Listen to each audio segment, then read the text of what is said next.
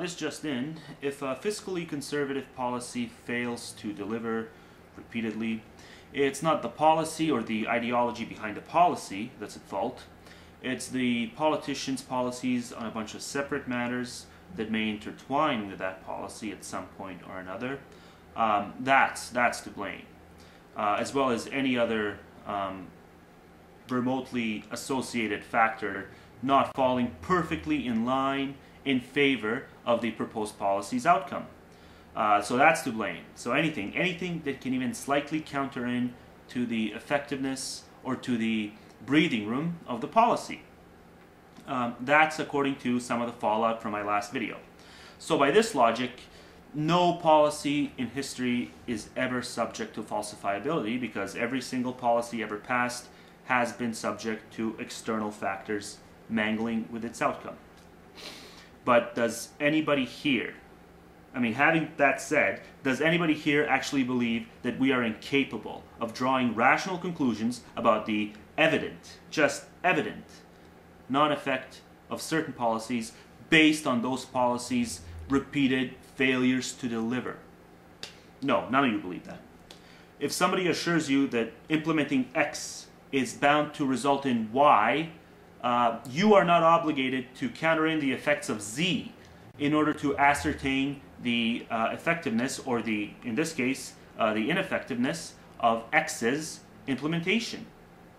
I'm not doing the proposition a disservice by focusing solely on its implementation and its track record. But predictably, I've been getting some correlation, not causation, comments on the last video. Just a bit. Most people get it, but I do want to focus on the tiny fraction of people who don't, because they're making the comments even though I stated in the video itself that the economic indicators examined in the graphs are dependent on a variety of factors, not just taxes. But following that, I also said that the data is still meant to simply illustrate that this still doesn't change the fact that in the midst of these factors, lowering taxes on the rich has a long track record of accomplishing diddly squat for the lower and middle classes, given the external factors as well. And this fact contradicts the heart and bones of trickle-down economics. And suggesting that people should just dismiss that fact is very irresponsible. So even though I did briefly mention this in my last video, clearly I didn't put enough emphasis on it, so let me just spell it out here in greater detail, because the last video served to refute a specific positive claim, okay? And that claim being the top bracket tax cut proposals, which, with pretty much particular outcomes in mind. It is the advocates of the trickle-down theory that assert a positive claim regarding the effectiveness of it. They make this claim, and this is very important, so listen carefully, okay? They make this claim without piling on any extra claims directed at the potential additional baggage pertaining to any external factors. So in essence, their one-size-fits-all positive claim regarding the effectiveness of the theory they advocate leaves the burden of proof on them. They ought to be held to the standards pertaining to nothing but the theories they themselves propose, while I am just merely a skeptic. Okay, I'm just demonstrating how their positive claims have never come to fruition despite having been tried on numerous occasions.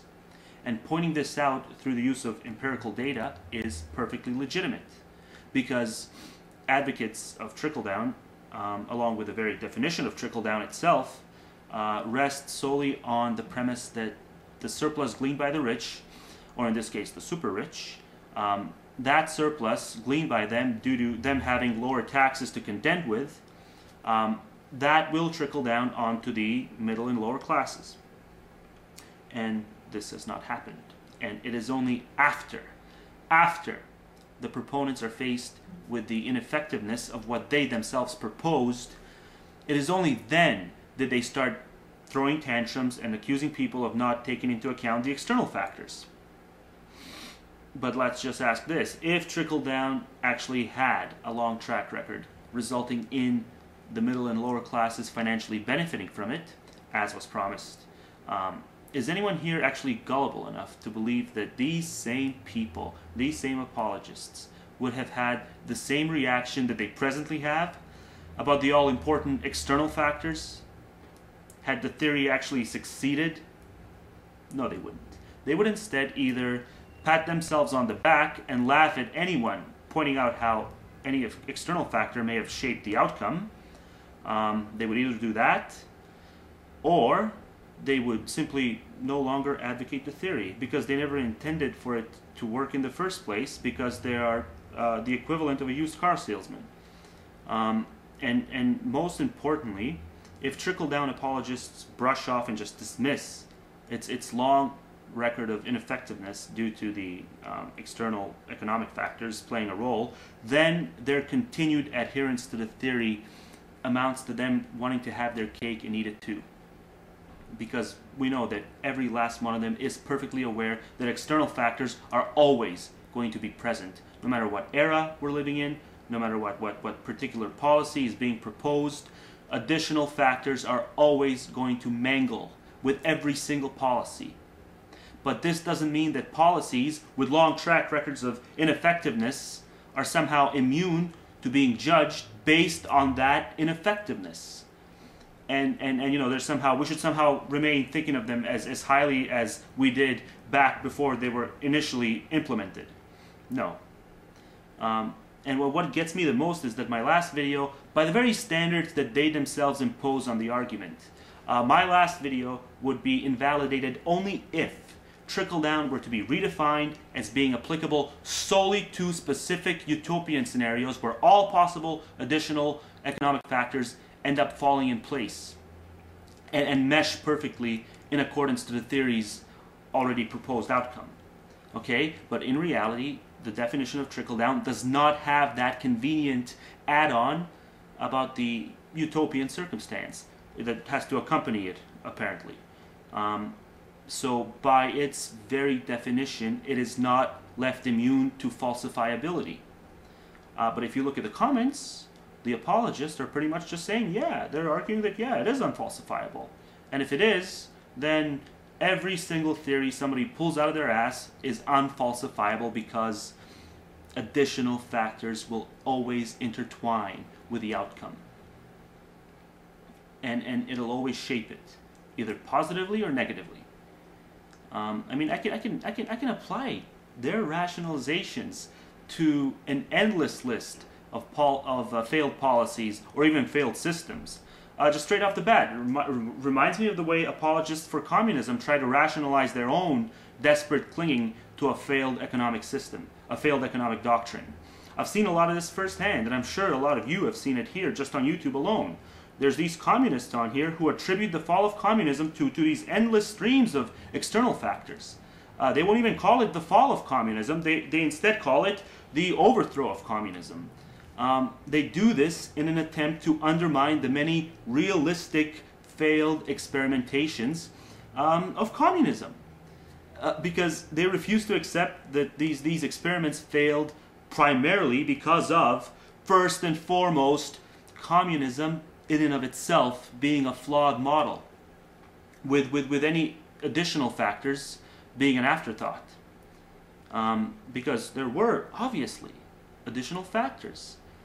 Size of the U.S. military, for one. And I can just go on listing all the external factors, but none of those factors will get to the meat and bones of why communism failed.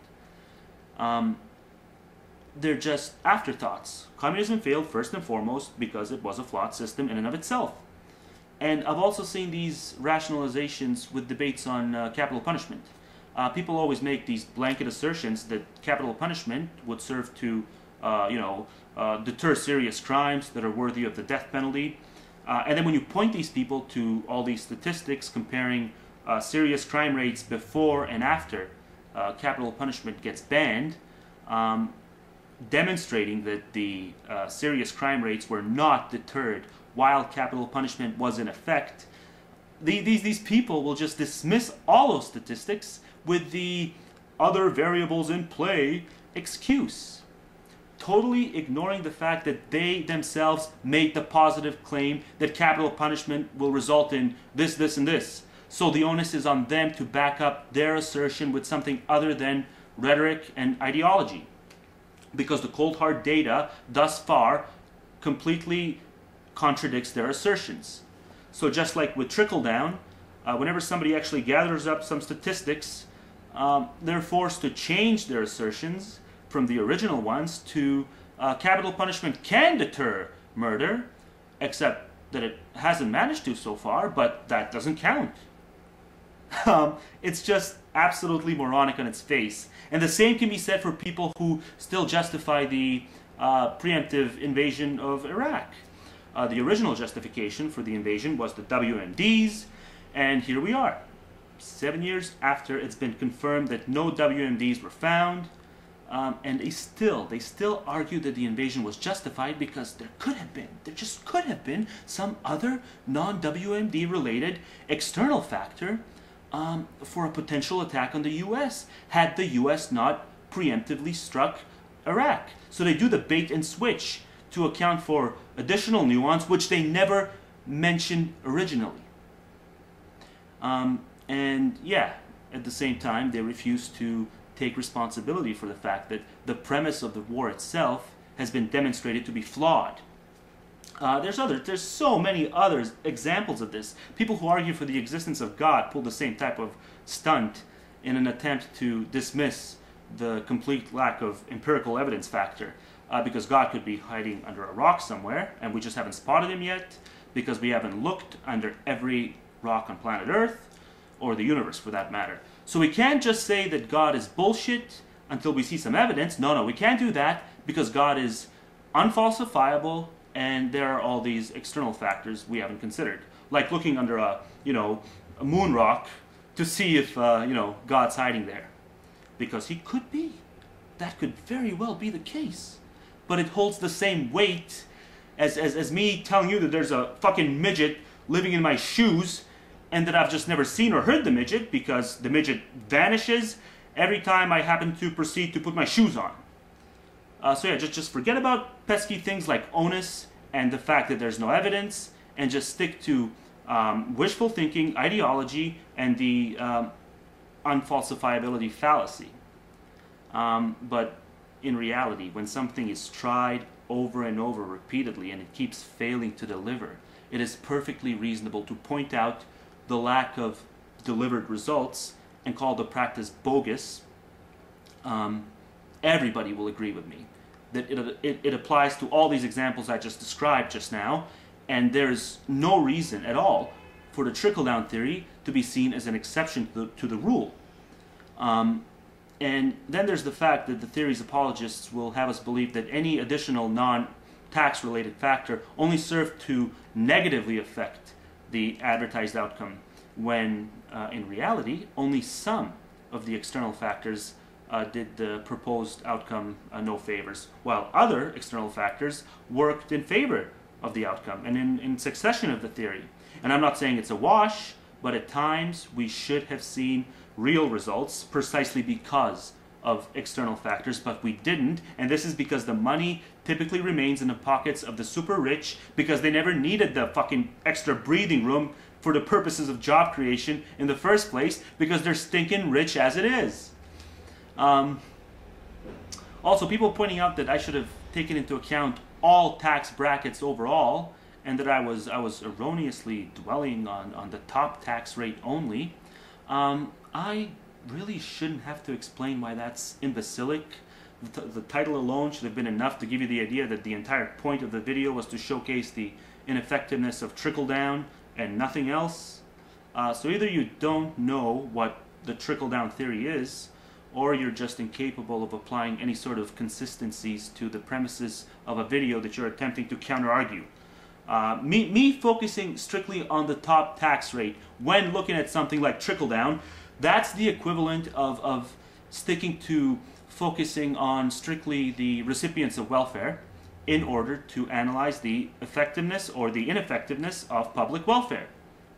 What would be the point of countering in upper-class statistics when attempting to discredit the proposed outcome of welfare? There would be no point in that, because the very goal of welfare applies only to poverty line income earners or to the unemployed. It does not apply to the middle class or the upper class. So the same goes for trickle down and top tax rates.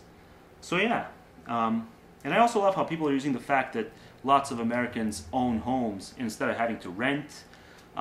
They point that out in an attempt to downplay the wealth disparity.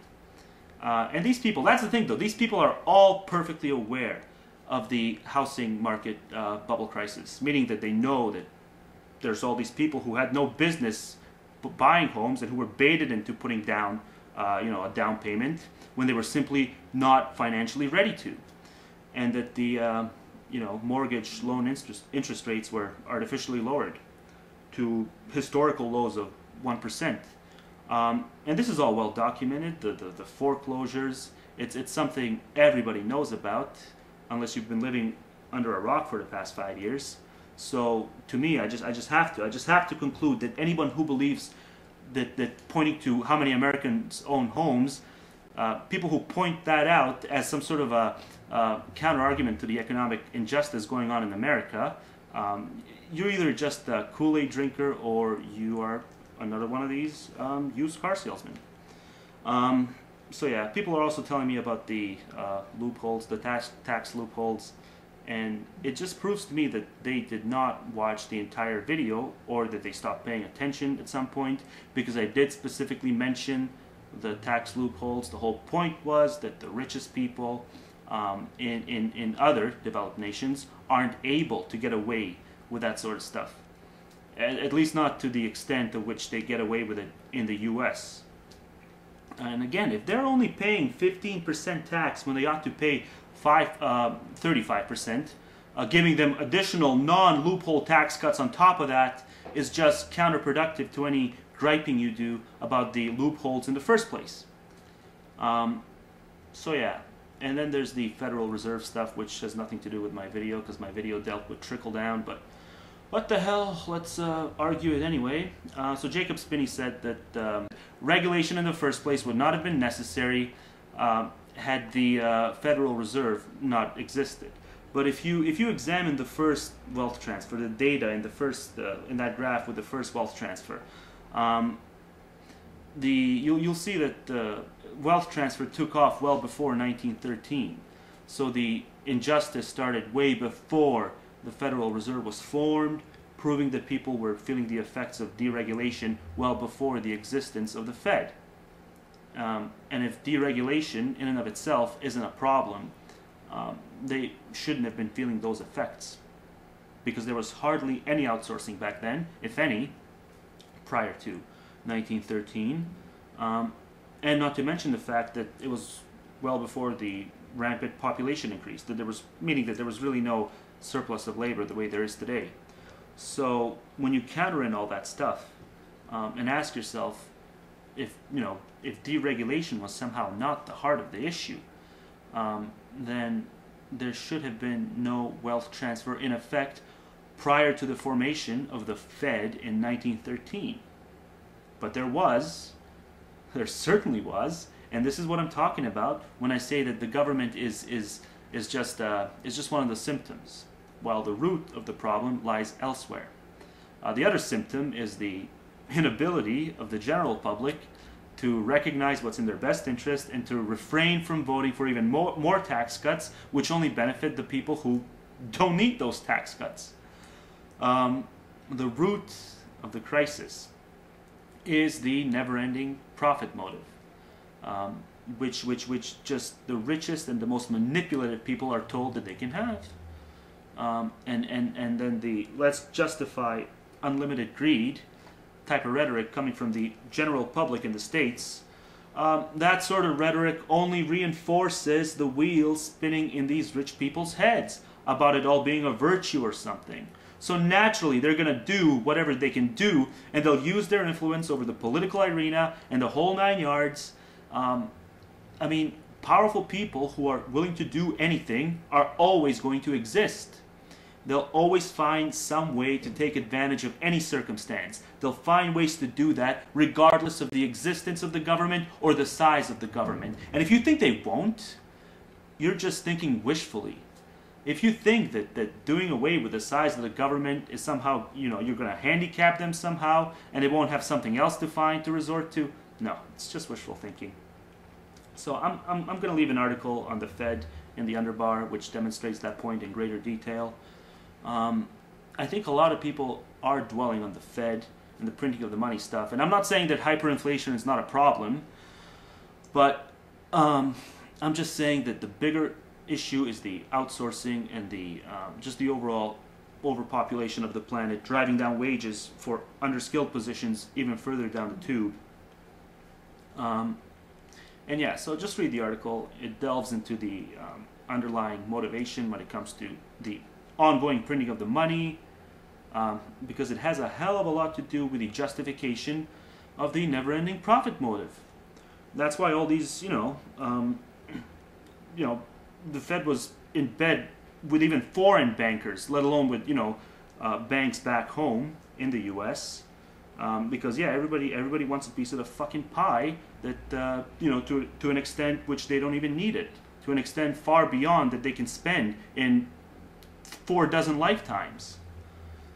Yeah, I mean, really, they were in bed with banks overseas, let alone freaking banks in the U.S. So, yeah, just read the article. So yeah, the lack of accountability, and in light of the fucking goddamn glorification of the profit motive, that's what played a huge role as to why the dollar is only worth 4 cents today compared to what it was in 1913. And that's a human problem. Okay, it's not a get rid of XYZ institution problem. No, it's a human problem. So yeah, look, I've seen these arguments go on, and it's just more sidetracking of the original argument that I put forth in the first video, and it's just going to end up nowhere. It has nothing to do with the last video. It's not trickle down, and I'm not going to convince these people of anything anyway. I'm just going to waste more video time arguing about all these get the government out theories. So from here on out, I'll just respond to the inevitable responses on my blog, like I did the last time when this sort of stuff came up. Because yeah, I mean, I'm not gonna waste the next 10 videos splitting hairs and deconstructing all this conspiracy shit, because I know that it's just gonna be mundane and nobody's swayable when it comes to this stuff. Nobody's swayable at all. So what's the point? Also, I can do what? So I can just reiterate the same points I made quite well in the first fucking video I did. So I'll just be moving on to a different topic in video form, and I guess I'll be doing some writing on my blog. So look for that. Holy shit, this was a long video.